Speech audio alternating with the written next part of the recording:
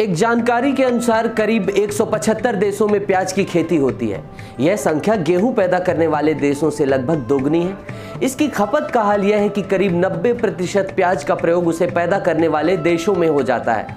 पूरे विश्व में जितना प्याज उगाया जाता है उसका करीब 45% उत्पादन भारत और चीन में होता है। अगर भारत की बात करें तो प्याज की सबसे अधिक खपत राजस्थान में होती है। प्याजनामा यानी कि इसका इतिहास। आज से करीब 4000 ईसा पूर्व मिस्र की सभ्यता में प्याज को पूजनीय माना जाता था।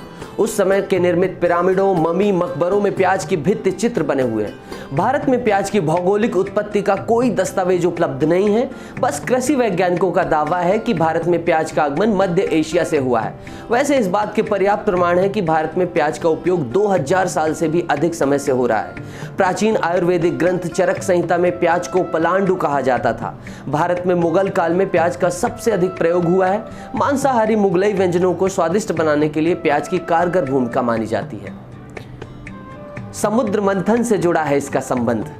हिंदू धार्मिक ग्रंथों में प्याज और लहसुन को तामसिक मानकर इसके परहेज पर बल दिया गया है। इसको लेकर कथा प्रचलित है कि समुद्र मंथन के दौरान निकले अमृत को भगवान विष्णु वितरित कर रहे थे, तब 2 राक्षस राहु और केतु ने छल से अमृत पा लिया। विष्णु जी को पता चला तो उन्होंने अपने सुदर्शन चक्र से राहु केतु का शीश काट दिया। उनकी रक्त की बूंदों से प्याज और लहसुन की उत्पत्ति हुई, ऐसी मान्यता है, जिस कारण इन्हें तामसिक माना गया है। वहीं इस्लामिक धार्मिक ग्रंथ कुरान में भी प्याज का वर्णन है। इसके चैप्टर 6 में प्याज के साथ जड़ी बूटियों, खीरे और लहसुन आदि का जिक्र है। वहीं बाइबल में भी खीरा, खरबूजा, प्याज, लहसुन का वर्णन दिया गया है। अब चलते हैं इसके महत्व की ओर। आयुर्वेद में प्याज को चमत्कारी माना गया है। यह शरीर में बल पैदा करती है। आधुनिक शोधों में प्याज को खासा गुणकारी माना गया है। यह पाचन तंत्र को मजबूत बनाता है, बैड कोलेस्ट्रॉल को कम करता है और इम्यूनिटी को बढ़ाता है। प्याज में विटामिन ए और विटामिन सी होता है जो बालों और त्वचा को स्वस्थ रखता है। यह जीवाणुरोधी और दर्द निवारक भी है। जब इसने गिराई सरकार, वर्ष 1998 में जब दिल्ली में बीजेपी सरकार थी, तब दिल्ली में प्याज की भारी कमी हो गई।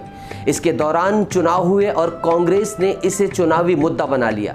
गले में प्याज की मालाएं लिए सरकार के खिलाफ प्रदर्शन किए गए। अंजाम ये हुआ कि बीजेपी हार गई और दिल्ली में शीला दीक्षित के नेतृत्व में कांग्रेस की सरकार बनी, जो लगातार 15 साल चली। और 2014 के चुनावों की बात करें तो यही हुआ कांग्रेस के साथ कि प्याज कांग्रेस की हार में महत्वपूर्ण हिस्सा बनी। लेकिन चाहे कुछ भी हो, प्याज करीब 2000 साल से रसोई में धाक जमाए हुए है और इसकी धाक लगता है यूं ही जमी रहेगी। ऐसे ही खास वीडियोज के लिए हमारा चैनल सब्सक्राइब करना ना भूलें। धन्यवाद।